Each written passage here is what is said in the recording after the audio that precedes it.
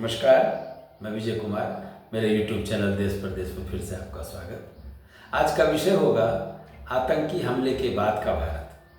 पिछले 22 अप्रैल को कश्मीर के पहलगाम में निर्दोष पर्यटकों को आतंकवादियों ने निशाना बनाया। 26 से ज़्यादा सेनानियों को मार दिया गया, उनकी जघन्य हत्या की गई। उनके परिवारजनों की मौजूदगी में उनके समक्ष हजारों की संख्या में कश्मीर में पर्यटक मौजूद थे, कश्मीर के विभिन्न भागों में, और इस घटना को अंजाम दिया गया पहलगाम में। वहाँ भी बड़ी संख्या में लोग थे, पर्यटक थे। आश्चर्य होता है, लेकिन हजारों की संख्या में पर्यटकों की तो मौजूदगी थी, लेकिन सुरक्षाकर्मी एक भी नहीं था। मारे गए लोग तो मारे गए, जो घायल थे उनकी लंबे समय तक चिकित्सा की कोई व्यवस्था नहीं हो पाई। देश में एक गम का माहौल बना, पूरा देश गमगीन हो गया। एक वेदना और पीड़ा में पूरा देश था।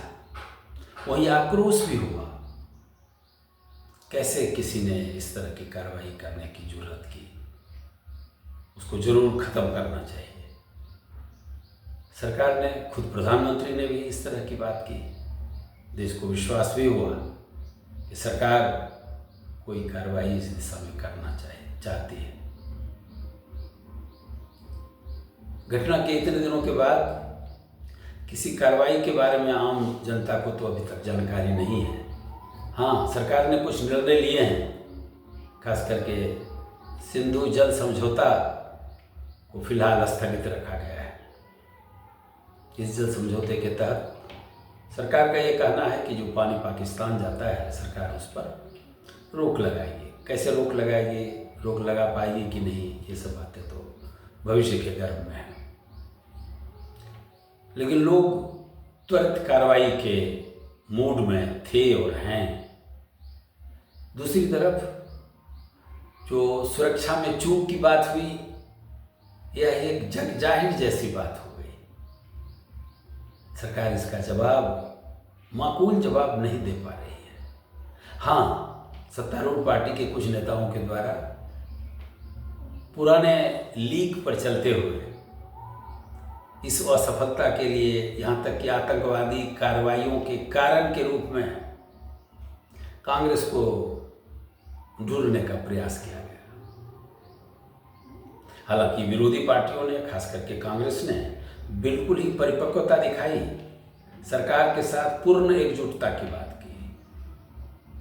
लीडर ऑफ ऑपोजिशन के रूप में राहुल गांधी ने यह स्पष्ट किया कि वो सरकार के साथ हैं। सरकार जो भी कार्रवाई करती है पाकिस्तान के खिलाफ में, उसमें विरोधी पार्टी उनके साथ है। अब इसी माहौल में युद्ध के महिमा मंडन की भी बात हुई। युद्ध को एकमात्र समस्या के समाधान का रास्ता तक बतलाया जाने लगा, खास करके कुछ भारत के जो टीवी चैनल हैं उनके एंकरों के द्वारा, जो अभी दुर्भाग्यपूर्ण है। सच है कि युद्ध से किसी भी समस्या का समाधान आज तक तो नहीं हुआ। अंत में टेबल पर ही लोग बैठते हैं, और खास करके हम युद्ध की बात उस माहौल में कर रहे हैं, उन दो देशों के बीच में कर रहे हैं जो दोनों परमाणु शक्ति से लैस है। दोनों के ही पास एटम बम है। एटम बम का क्या असर हो सकता है, आज से बरसों पहले 1945 में ही 6 अगस्त और 9 अगस्त को दुनिया ने देखा है। कैसे मिनटों में बड़ी आबादी तबाह हो सकती है। और एटम बम की जब बात होती है तो आइंस्टीन की बात स्वाभाविक रूप से आती है। दुनिया की महानतम वैज्ञानिक, थ्योरी ऑफ रिलेटिविटी के प्रवक्ता, जनक। उनको पूछा गया था कि तीसरा विश्व युद्ध के बारे में आप क्या कहेंगे, तो उन्होंने कहा तीसरा तो नहीं, हाँ, चौथे विश्व युद्ध के बारे में मैं ये कह सकता हूँ कि वो लड़ाई तीर कमान से लड़ी जाएगी। मतलब तीसरी विश्व युद्ध के बाद शायद कोई बचेगा नहीं यह देखने के लिए कि कौन जीता कौन हारा। युद्ध की गंभीरता को इस माहौल में इन बातों के परिप्रेक्ष्य में देखने की जरूरत है। इसका ये कतई मतलब नहीं है कि भारत युद्ध से घबराए, या अगर कोई युद्ध के लिए भारत को विवश करे तो भारत जरा भी उसमें पीछे हटे। भारत के पास अपूर्व शक्ति है, और चूंकि भारत सच के साथ है तो बात स्वाभाविक है, सत्यमेव जयते, भारत की जीत होते रही है, भारत की जीत फिर से होगी। लेकिन कूटनीतिक तरीकों का पहले इस्तेमाल होना चाहिए। जब कूटनीति की बात होती है तो ये बात खास है कि दुनिया के कई देशों ने, वो अमेरिका, रूस जैसे देश हों, यूरोप के देश हों, उन्होंने आतंकवाद की तो भर्त्सना की, आतंकवादी कार्रवाई की भर्त्सना की, निर्दोष लोगों के मारे जाने की भर्त्सना की हाल में। लेकिन यह कभी नहीं कहा कि अगर दो देशों के बीच में टकराव होता है, भारत पाकिस्तान को सबक सिखाने के लिए कोई कार्रवाई करता है तो वो भारत के साथ होगा।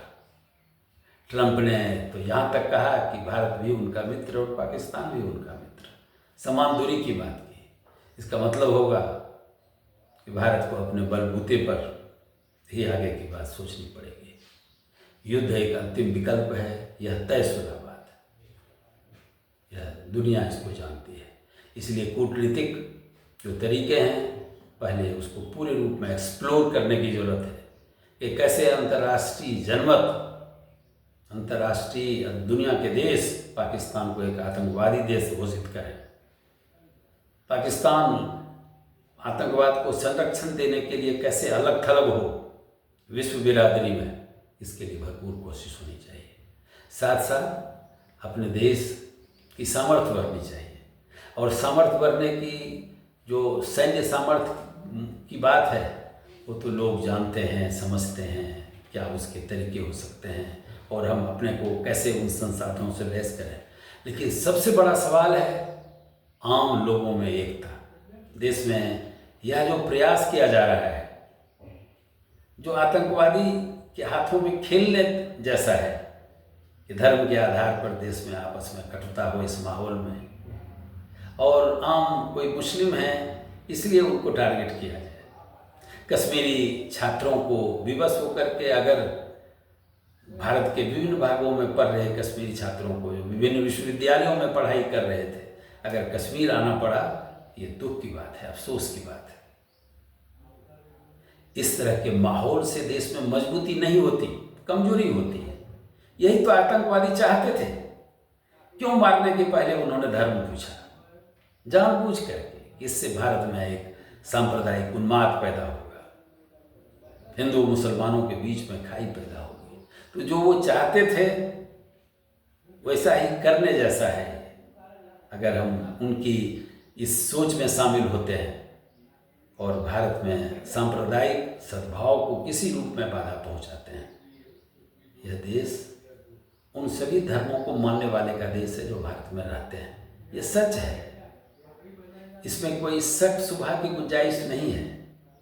और ये टेस्टेड भी है कि जब भी भारत पर कोई आँच आए, लड़ाई लड़ी गई, तो कैसे सभी धर्मों के लोग, भारत में सभी रहने वाले लोग इकट्ठा हुए, चाहे वो सेना के हिस्सा बने या गैर सामान्य लोग, कैसे वो सरकार के साथ कंधे से कंधा मिलाते हुए यह प्रमाणित कर सके कि भारत मतलब भारत में रहने वाले लोग।